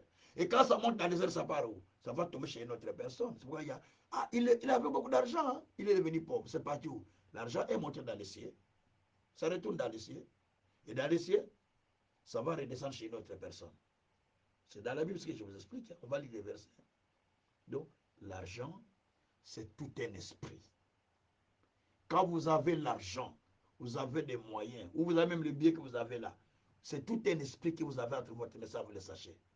Ça crée un esprit en vous. Soit l'esprit de dépenser, soit l'esprit de s'envoler, soit l'esprit de faire n'importe quoi. De ça vous pousse à faire quelque chose. Parce que l'argent, c'est un esprit qui pousse quelqu'un. C'est comme un aigle. Il a des ailes. Il vous emporte, il vous emmène là où vous ne voulez même pas. C'est ça l'argent. Allons dans la boîte, allons boire un pain, allons faire ça. Parce que l'argent est en train de te pousser là où tu ne pouvais pas y aller. Il te pousse de faire ce que tu ne pouvais pas faire. L'argent te pousse. L'argent t'amène. L'argent te conduit. L'argent t'enlève la maîtrise. L'argent t'amène dans le péché. Parce que tu y as tellement, tu ne sais pas comment parler avec l'argent. Tu ne sais pas comment gérer l'argent. L'argent est un esprit. Et puis que l'argent se fait des ailes. Comme l'aigle, il s'envole. Il y a d'autres personnes qui disent que c'est un esprit qui s'envole en se faisant des ailes. L'argent, c'est comme un esprit, mais qui est en train de faire des ailes pour s'envoler. Quand vous n'avez pas l'argent, vous êtes calme, pas des idées, pas de choses. Dès que l'argent est venu, agitation, l'esprit commence à agiter. Allez, achète ça, allez, allez, allons là-bas, allez, allez, allez, fais ça. Donc, tu commences à sentir des agitations qui t'amènent, papa. Là, mon frère, ma soeur, il faut te discipliner à parler à ton argent. On parle à l'argent. Peut-être que vous ne savez pas ça. On doit parler à son argent. Tout entend votre voix. Tout entend. Toute chose entend, dit la Bible. Jésus m'a dit, si tu parles à la montagne, quitte-toi de là. Jette-toi dans la mer, la montagne va se jeter. Parce que la montagne entend ta voix. Donc, toute chose entend. Jésus a parlé à l'arbre. Plus jamais tu porteras de fruits. L'arbre était séché. L'arbre avait entendu. Donc, ton argent aussi entend. Il y a un grand frère, un frère pour moi, comme étant que son pasteur, mais c'est un grand frère en âge, qui est venu dans notre église, quand j'enseignais ses enseignements, il a suivi, il a dit, ah, pas pasteur, j'ai besoin de te parler. Il est venu me dire, quand il était parti à Kin, à l'époque, les gens allaient à Kinshasa, quand vous voyez les gens qui quittaient l'Europe, qui descendaient vers les années 80, donc on voit qu'il était avec l'argent, il a commencé à faire des folies. Il vivait chez un homme qui avait des moyens. D'ailleurs, cet homme, c'était un cousin à moi. Il avait beaucoup de moyens. Lui, il vivait chez lui. Maintenant, il voit les messieurs là. Il voit les messieurs qui ont quitté, les frères qui ont quitté l'Europe. Il allait, il faisait des folies. Chaque soir, il était dans des boîtes. Tout ça, allait boire dans des boîtes de nuit, avec des femmes, tout ça. Alors, les messieurs qu'il a accueillis, c'était un riche. Il était déjà un peu millionnaire. Il lui dit, ah, je vois que toi, tu n'as pas la maîtrise avec ton argent. Hein. Il dit, comment ça? Il dit, est-ce que tu parles avec ton argent? Il dit, ah, parle avec mon argent. Il dit, comment ça? Il dit, c'est pourquoi ça te trouble. Mais les messieurs, il n'est pas chrétien comme nous, chrétien fort comme nous. Ce sont des croyants simples. Il dit, mais l'argent te trouble comme ça? Demain, allez voir ça. Demain, allez visiter Thierry. Demain, allez voir ça. Allez. Donc, il veut finir la vie aujourd'hui. À l'époque, les gens quittaient l'Europe, ils retournaient à Kinshasa avec beaucoup d'argent, vous savez. C'est pas comme aujourd'hui. Hein. Donc, le messieurs lui dit, ah, donc toi, tu ne sais pas parler avec ton argent.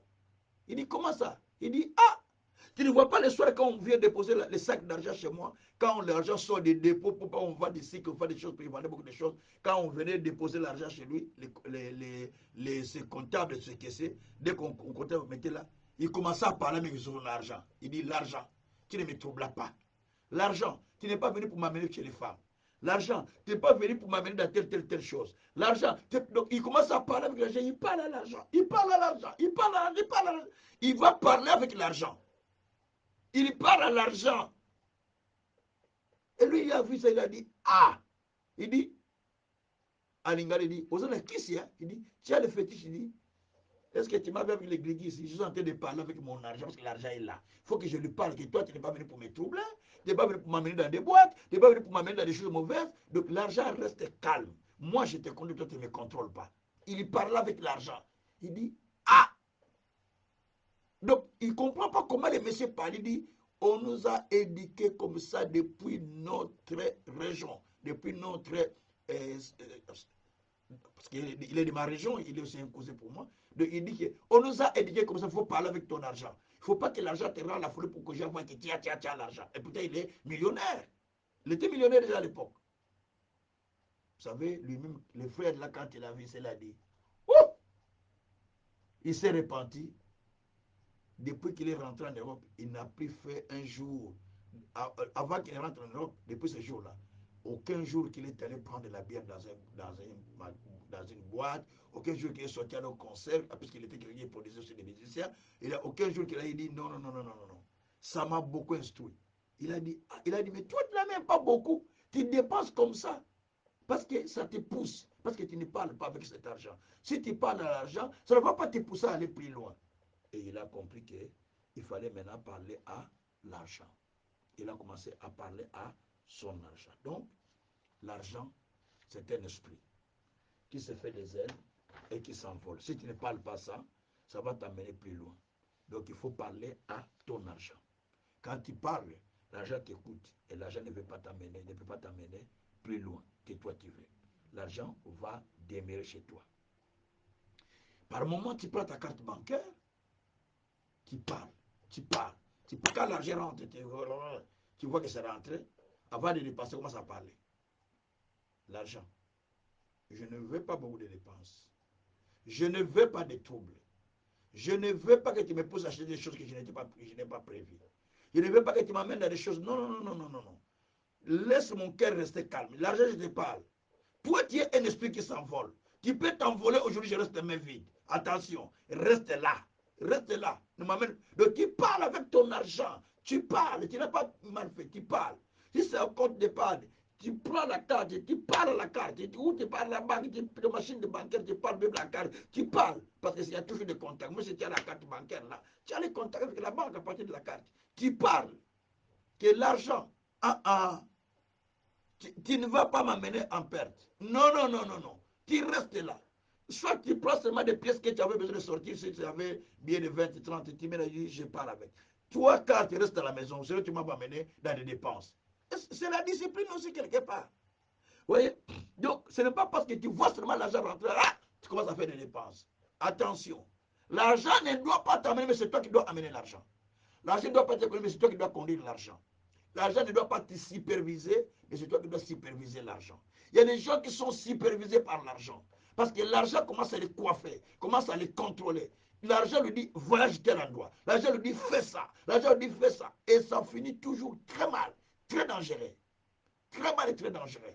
Parce que tu n'as plus de contrôle sur toi-même. C'est l'argent qui te contrôle. Le diable maintenant entre derrière pour commencer à te pousser à faire des choses que tu ne peux pas faire. C'est la mort qui t'attend quelque part. Hein. Le diable sait qu'il se pousse à ça. Il va faire ça. Salomon était riche. Mais quand la richesse était abondante dans sa vie, qu'est-ce qu'il a fait? Il a commencé à se marier avec beaucoup de femmes, non? 1000 femmes.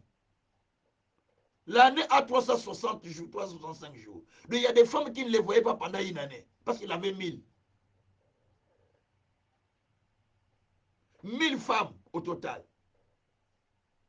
Il y a des concubines et des femmes légales. Donc tout 1000. Vous savez la fin de Salomon?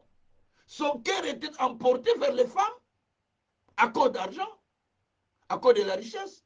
Son cœur est emporté vers les femmes à tel point qu'il a abandonné le Dieu qui l'a rendu riche pour pouvoir construire les temples de dieux sidoniens, les dieux Moloch, les dieux de Baal, de tous ces dieux-là que son père a refusé.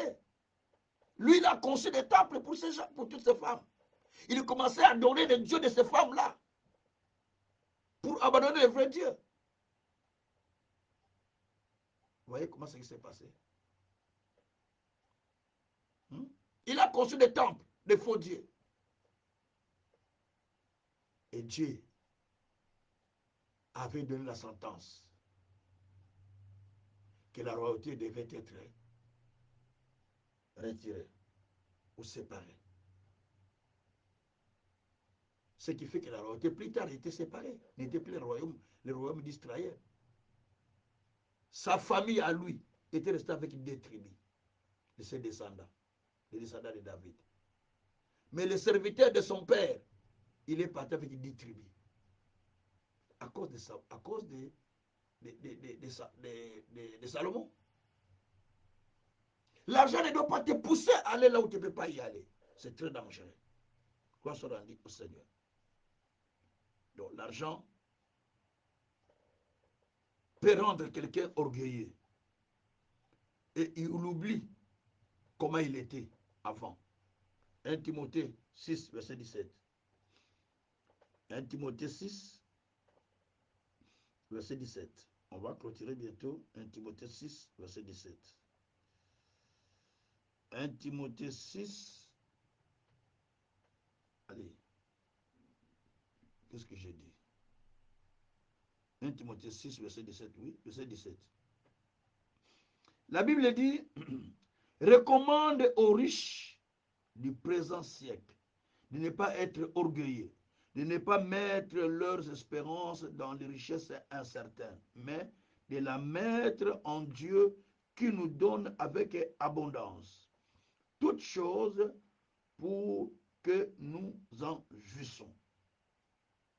Recommande-leur d'être riches en bonne œuvre, d'avoir de la libéralité et de générosité, et de s'amasser ainsi pour l'avenir un trésor placé sur les fondements solides afin de saisir la vie véritable. Donc là, on donne une recommandation aux riches de ne pas être orgueilleux et de ne pas mettre les espoirs seulement sur l'argent. Dieu appelle ça la richesse incertaine, parce qu'après la mort, tu ne pars pas avec.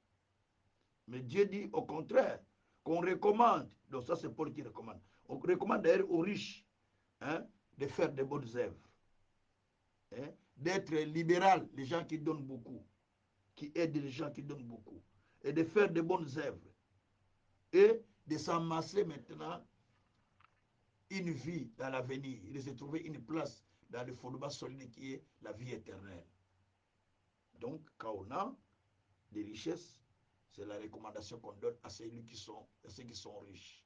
Donc, de ne pas seulement mettre leur espérance sur l'argent, mais de commencer par contre à aider les gens, à faire de bonnes œuvres et à chercher en faisant cela, ils se font des places dans les fondements solides, dans les lieux célestes. Donc, de créer, de faire tout pour avoir la vie éternelle. Voilà ce qu'on a dit au Seigneur. L'argent durcit le cœur des hommes en oubliant Dieu. Et l'argent, les gens pensent souvent que ça vient de sa propre force. Deutéronome chapitre 8. Deutéronome chapitre 8, verset 17. Deutéronome 8, verset 17. Deutéronome 8, verset 17. Verset 17, on nous dit, souviens-toi de l'Éternel ton Dieu, car c'est lui qui te donnera la force pour les acquérir, afin de confirmer comme il le fait aujourd'hui son alliance qu'il agirait à tes pères. Voilà.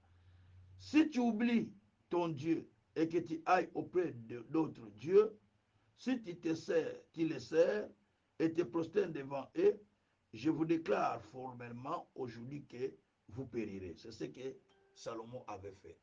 Donc, il faut se souvenir de Dieu quand Dieu vous bénit avec de l'argent. Pense que c'est lui qui te l'a donné par sa grâce et souviens-toi de Dieu. Ça sera dit à l'Éternel. L'argent mal acquis diminue. La richesse mal acquise diminue. Proverbe 13, verset 11. Proverbe 13, verset 11. La richesse mal acquise diminue. Celui qui les garde peu à peu augmente. Proverbe chapitre 13, verset 11. Ce texte est dit aussi chez, comment dirais-je, les mondains utilisent ça. La Bible dit,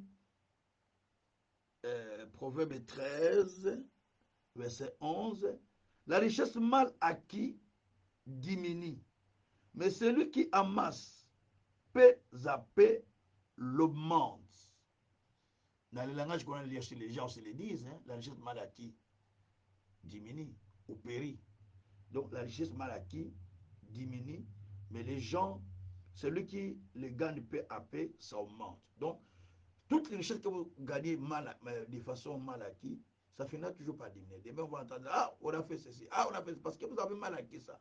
Si vous avez bien acquis votre argent, vous n'allez pas avoir la peur, vous ne serez pas dans la crainte. Vous n'allez pas commencer à chercher comment protéger mon argent parce que vous l'avez gagné facilement. Donc tout ça, vous devez comprendre que c'est très important. Et l'argent aussi, ou la richesse, attire les ennemis, crée aussi les ennemis. Pas seulement les bonnes personnes, crée les ennemis. Vous allez voir que dans Genèse 31, lorsque euh, Jacob était béni, et les enfants de son oncle, donc, avaient un mauvais cœur contre lui. Je lis, Genèse 31. Jacob entendit les propos des fils de Laban qui disaient, Jacob a pris tout ce qui était à notre père. C'est avec le bien de notre père qui s'est acquis toute la richesse. Verset 2. Jacob remarqua aussi le visage de Laban. Voici, il n'était plus envers lui comme auparavant. Et l'Éternel dit à Jacob, retourne au pays de tes pères et dans ton lieu de naissance. Je serai avec toi. Voyez, Jacob, quand il a gagné de l'argent, quand il a gagné plutôt la richesse, les bêtes de son oncle, il a gagné les richesses de son oncle, la Bible dit que même les enfants de son oncle commençaient à parler mal contre lui. Donc, son oncle avait changé le visage à son égard. Vous allez voir certaines personnes, quand vous étiez pauvre, il était content que tu sois pauvre. Mais comme tu as gagné la vie, il te regarde avec dédain. Il te regarde avec haine. Il a changé son comportement vers toi. De faire attention. C'est pourquoi Dieu a dit directement à Jacob, si tu restes là, ils vont te tuer. Quitte, sors, va repérer ton père. Et Jacob est parti sans avertir son oncle. Il n'a pas averti son oncle. Il est parti avec ses travailleurs, avec ses brebis, avec ses femmes. Brum, il est parti. Parce qu'il craignait qu'on puisse les tuer. Donc, et c'est comme ça que ça se passe très souvent dans la vie. Et finalement, l'argent ne fait pas... non, il ne faut pas plutôt, non, j'ai dit ceci. L'argent fait beaucoup d'ennemis et ça fait aussi beaucoup d'amis. Celui qui a beaucoup d'amis, et les riches ont beaucoup d'amis, les pauvres n'en ont pas plus. Mais l'argent aussi, il ne faut pas se hâter pour s'enrichir, comme dit la Bible. Il ne faut pas se hâter pour s'enrichir parce que en se hâtant pour s'enrichir, tu risques d'aller dans de mauvais chemins qui n'étaient pas prévus pour toi. Et quand tu vas faire ça, la fin, c'est la destruction de ta propre vie. Donc, il ne faut pas se hâter pour s'enrichir dans la vie. Au contraire, il faut aller doucement, sûrement, si Dieu t'a prévu pour la grande bénédiction, tu l'auras. Mais il faut respecter les principes de Dieu pour ne pas se hâter à s'enrichir et se retrouver du mauvais côté qui peut t'amener en danger. La Bible dit dans Proverbe 21, verset 6, je lis, des trésors acquis par une langue mensongère sont une vanité fictive et l'avant-coureur de la mort. C'est-à-dire, l'argent que tu as acquis avec mensonge, pour sacrifier les autres, pour détruire la vie des autres, c'est un avant-coureur de la mort pour toi. Ça veut dire qu'un jour, cet même argent-là va te tuer. À cause de ça, ça va t'amener à la mort. Et il faut faire très attention avec ça. Cherchez à gagner la vie calmement, simplement, pour ne pas aller plus loin. Ne pas aller de plus loin côté des mauvais, quoi, de plus mauvais côté. Donc il faut chercher à gagner sa vie calmement. Pas aller du mauvais côté de la vie. Sinon, ça ne sera pas bien. Vous voyez, la Bible dit que par ta sagesse et par ton intelligence, tu t'es acquis des richesses. Tu as amassé de l'or et de l'argent dans ton trésor. Donc, la sagesse et l'intelligence peuvent nous aider à acquérir des biens. La sagesse et l'intelligence peuvent nous aider à acquérir des richesses dans notre vie. Mais quand nous les avons, faut pas que notre cœur s'emporte. Verset 5 dit ceci, Proverbe, Ézéchiel 28, hein, verset 4, 5 et 6. Verset 5 dit ceci, par la grande sagesse, par la grande sagesse, par ton commerce, tu as acquis des richesses. Et par tes richesses, ton cœur s'est élevé. Voyez? Donc, c'est pourquoi ainsi parle l'Éternel, parce que tu prends ta volonté pour la volonté de Dieu. Voici, je ferai venir contre toi des étrangers les plus violents d'entre le peuple. Ils tireront l'épée contre ton éclatante sagesse et ils suivront ta beauté. Donc là, on parle que à cause de ta beauté ou à cause par ta sagesse et par ton commerce, tu as acquis beaucoup. Mais qu'il ne faut pas s'enorgueillir. Il ne faut pas s'enorgueillir quand tu gagnes de moyens. Il faut être calme. Alors, pour conclure, l'argent ou la richesse fait des transferts, ou se transfère, pardon. La richesse se transfère d'une personne à une autre, sans que tu n'aies forcé, sans que tu n'aies cherché. On est dans un livre, Ecclésiaste 2, verset 26.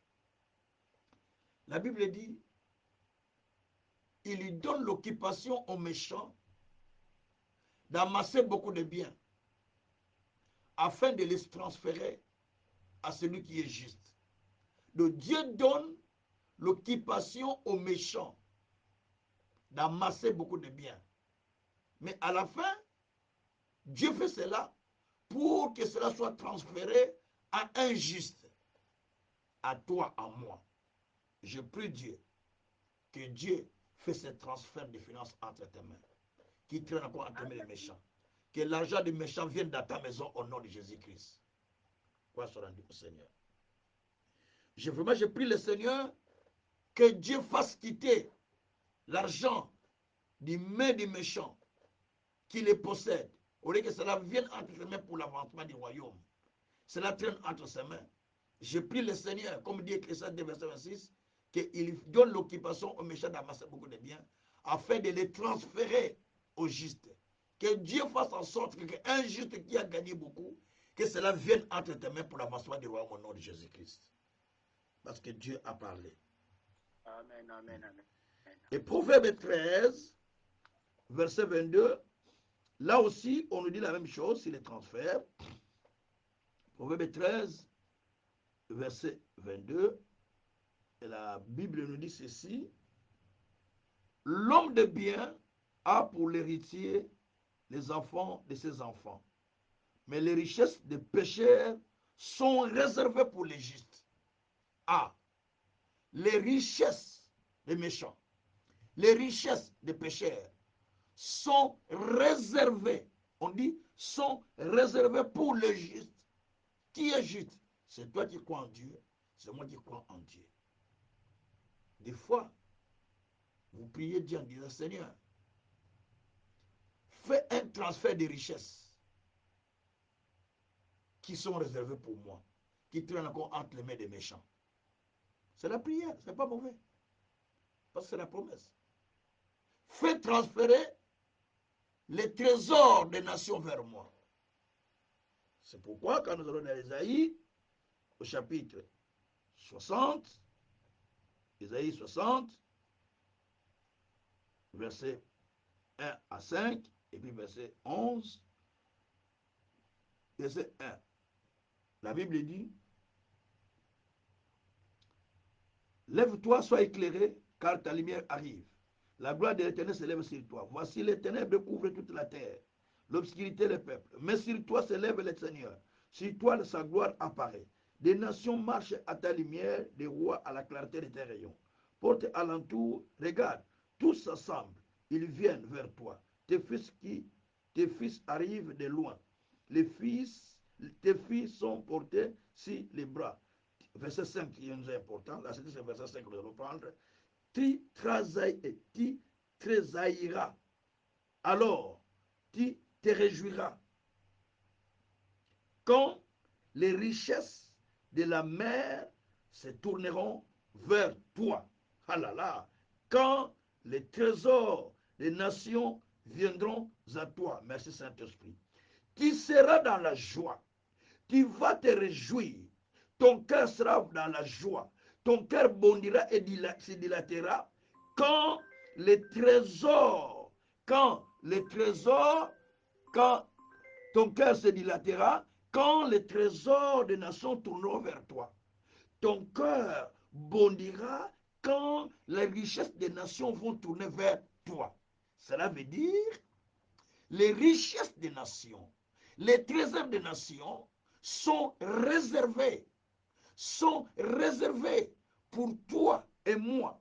La Bible dit que ton cœur bondira, ton cœur sera dans la joie quand les richesses des nations tourneront vers toi. Je prie le Seigneur ce soir, oh, alléluia, que les trésors des nations tournent vers toi au nom de Jésus. Je prie le Seigneur, que les trésors des nations tournent vers nous, alléluia. Que les trésors des nations tournent vers nous au nom de Jésus-Christ. Merci Saint-Esprit. Verset 11 dit ceci, écoutez verset 11. Verset 11 dit ceci, tes portes seront toujours ouvertes. Elles ne seront fermées, ni jour, ni nuit, afin de laisser entrer chez toi les trésors des nations, les rois avec leur suite. Oh, merci Seigneur. Il est bien que dans les ministères, ceux qui ont des moyens commencent à courir pour venir vers nous. Il est bien que dans la vie, nous ayons aussi des amis qui ont beaucoup d'argent. Il est bien que dans la vie, nous soyons entourés par des gens qui ont des moyens. Pas les gens qui pleurent tout le temps. Pas les gens qui se quémandent tout le temps. Mais que nous ayons les gens qui ont des moyens. Je prie Dieu pour l'instant qu'il ne m'envoie pas que des pauvres, parce qu'il m'envoie toujours des pauvres. Mais qu'il m'envoie aussi des gens qui ont des moyens. Les gens qui sont riches. La Bible dit, tes portes seront grandement ouvertes. Jour et nuit, jamais ils seront fermés. Afin de laisser entrer chez toi les trésors des nations. Je prie le Seigneur aujourd'hui que vos portes, que mes portes soient toujours grandement ouvertes. Afin que les trésors des nations entrent chez nous. Alléluia. Alléluia. Alléluia. Que nos portes soient toujours ouvertes. Dites ça à Dieu chaque fois. Père, laisse mes portes ouvertes pour que les trésors des nations viennent. Parce que j'ai besoin de faire quelque chose pour le ministère. J'ai besoin de faire quelque chose pour ma vie. Et quand Dieu vous donne tout cela, commencez maintenant à soutenir le royaume de Dieu. Commencez à pouvoir pour l'avancement du royaume. Commencez à soutenir l'avancement du royaume. C'est pourquoi David a dit, quand vous lisez dans 1 Chronique, chapitre 29, verset 1 jusqu'au 5e, mon fils Salomon est plus petit, plus jeune pour cette œuvre. Mais moi, j'ai mis toutes mes forces, j'ai mis tous les moyens qu'il faut pour la construction de la maison. Il dit au verset, il parle, j'ai mis de l'or, de l'argent, ainsi de suite. Mais verset 3, il dit, dans mon attachement avec Dieu, je donne tout ce que je possède en propre. L'or, l'argent, les reins, ainsi de suite. Je donne pour Dieu. Donc quand Dieu te bénit, commence déjà à faire. N'attendez pas beaucoup. Quand la bonne volonté existe, elle existe en raison de ce qu'on a à sa disposition, non de ce qu'on n'a pas. 2 Corinthiens 8, verset 12. Lorsque tu as la bonne volonté de faire quelque chose, n'attends pas avoir beaucoup. Avec le peu que tu as, commence. Dieu va voir que tu as commencé avec le peu et Dieu va commencer à ouvrir les vannes du ciel. Quand il t'a donné 1000, tu n'as pas donné la dîme. Mais tu attends qu'il te donne 10 000. Hein? Quand il t'a donné le peu, tu n'as pas béni même l'école. Tu attends que Dieu te donne beaucoup. Mais non. C'est avec le peu que tu vas commencer. Le peu que j'ai eu, je commence à bénir ce ministère pour que la grâce, l'onction, la bénédiction de ce ministère vienne vers moi. C'est une façon de soutenir les ministères aussi. Parce qu'en soutenant les ministères, Dieu vous donne la grâce qu'il a le ministère. C'est ce qui est évident. Mais quand déjà le peu que tu ne fais pas, avec le peu, quand tu auras beaucoup, tu vas le faire. Non, mon frère. Si vous êtes fidèle à des petites choses, Dieu vous confie des grandes. Si vous n'êtes pas fidèle à des petites choses, n'attendez pas des grandes. Vous avez besoin de dire à Dieu, Seigneur, pardonne-moi. J'ai réussi quelque part, mais je n'ai pas fait. J'ai réussi des choses, mais je n'ai pas fait pour l'avancement de ton royaume. Alors, Seigneur, non, pardonne-moi. Alors que Dieu a dit, l'argent est à moi, l'or est à moi, l'argent appartient à Dieu, l'or appartient à Dieu. Il a besoin de te le donner. Mais tu dois comprendre que s'il te donne tous ces moyens, c'est parce qu'il a besoin que toi, tu deviens un partenaire pour son royaume, un partenaire pour le ministère. Vous pouvez avoir toute onction, mais sans les moyens financiers, votre onction va agir, mais ne va pas faire la publicité. Beaucoup de publicité. La publicité sera limitée. Mais quand vous avez des moyens, les gens vont entendre ce que vous êtes en train de faire, ils vont parler de ça, ils vont parler de ça. Notre école, si on a des moyens, les gens vont entendre ça. Ça fait longtemps que cette école existe, depuis 1997, 97. Mais s'il y avait des moyens, ça parlerait autant, parce que ça a sorti déjà beaucoup de ces personnes. À peu près 4000, hein? Les gens qui passent par cette école, à peu près 4000, à peu près. Les gens qui passent par cette école, à peu près déjà 4000. Certains, je ne les connais même pas. Ah, j'ai été dans cette école. Ah, mon fils est à Brazzaville, il était dans une église, il est passé, dit, il parlait, il témoignait de moi, mais ça que moi je sache. Il est parti avec son oncle. Et ça que je sache. Et ça qui sait que mon fils était là. Il parlait, moi si vous me voyez comme je prêche là, grâce à un homme de Dieu, Pasteur Kazin, c'est lui qui m'a formé. Grâce à lui que je suis ce que je suis aujourd'hui. Et moi je ne le connaissais même pas. Et il a commencé à expliquer. Et à la fin, mon fils est allé avec son oncle le voir. Il dit, ah, il dit, je suis l'enfant du pasteur Kazin. Et l'oncle de mon fils dit, c'est le fils du pasteur Kazin, c'est le nouveau. Il dit, ah, c'est vrai, il dit, non, non, non, donnez-moi son numéro. Parce que c'est lui qui m'a formé. J'ai été dans son école, c'est lui qui m'a formé. Mon fils dit, bon, attends, je vais demander à papa s'il accepte, je vais te donner ton numéro. Et quand il m'a dit, j'ai dit, c'est qui cette personne? Il m'a dit son nom, j'ai dit, ah, je ne me souviens pas, mais bon, moi, depuis longtemps, j'ai formé certaines personnes, j'oublie. Et à la fin, les personnes m'ont écrit, papa, tu nous as formés en telle année, j'ai dit, ah, longtemps, longtemps. De ces parmi des étudiants, mais longtemps, longtemps, longtemps. Et j'ai dit, ah, je comprends. J'ai dit, ah, je comprends. Et là, il commence à m'écrire. J'ai dit, ah, il dit, j'étais dans telle école, dans telle promotion. Ah, à l'époque, tu faisais des vestes, tu prenais des manteaux, des mouchoirs, tu tapais ces gens avec beaucoup d'onction. Après, j'ai dit, ah, c'est longtemps ça. Donc, vous voyez? Donc, il y a beaucoup de gens qui sont sortis et qui sont devenus des grandes personnalités, des ministres, des hommes de Dieu, des servantes, et des gens, des hommes d'affaires, des femmes d'affaires. Il y en a beaucoup qui sont sortis de cette école. Des mamans, beaucoup. Mais tout ça, c'est parce qu'on a besoin aussi des moyens pour que l'école parle, pour que les gens continuent à être guidés. Dans cette école, il y a la guidance. Dans cette école, il y a le perfectionnement. Dans cette école, il y a aussi les gens qui sont en train de s'échanger. Il y a aussi le développement qui se font au travers de cette école, personnel. Le développement personnel, les spirituels, les gens sont en train de se développer par la connaissance qu'ils reçoivent. Donc, si Dieu vous bénit avec des moyens, commencez avec le peu que vous avez. La bonne volonté commence avec ce qu'on a, non de ce qu'on n'a pas. Dès qu'on était 8, verset 12. Bien-aimé, je vais m'arrêter par ici pour dire que prions le Seigneur qui a dit qu'il a mis des portes ouvertes pour nous. Les portes sont ouvertes, jour et nuit, afin de laisser entrer chez nous les trésors des nations. Prions le Seigneur qui a dit que les portes sont ouvertes. Laisse entrer chez nous les trésors des nations. Et demain, je vais expliquer comment rassembler des moyens dans votre vie pour les projets que vous avez. Commençons à prier. Prions le Seigneur que Dieu laisse les portes ouvertes, qu'il fasse rentrer chez nous les trésors des nations. Prions le Seigneur. Alléluia. Seigneur Dieu, nous te prions, Père, à ce moment, que nos portes restent toujours ouvertes. Que tu laisses entrer chez nous les trésors des nations. Saint-Père, si nous te demandons ainsi parce que nous avons vraiment besoin, laisse entrer dans la vie de chacun de nous tous les trésors des nations, papa. Les trésors des nations, nous en avons besoin. Seigneur Dieu, peut-être le paix que nous avons eu, on n'a pas eu, Seigneur, ces réflexes de pouvoir soutenir ton œuvre.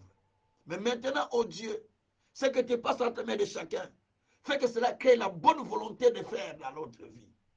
Donne à chacun la bonne volonté de faire, la bonne volonté d'agir, Seigneur de gloire. Nous témoignons ta grandeur. Père, nous sommes presque à la fin de notre formation.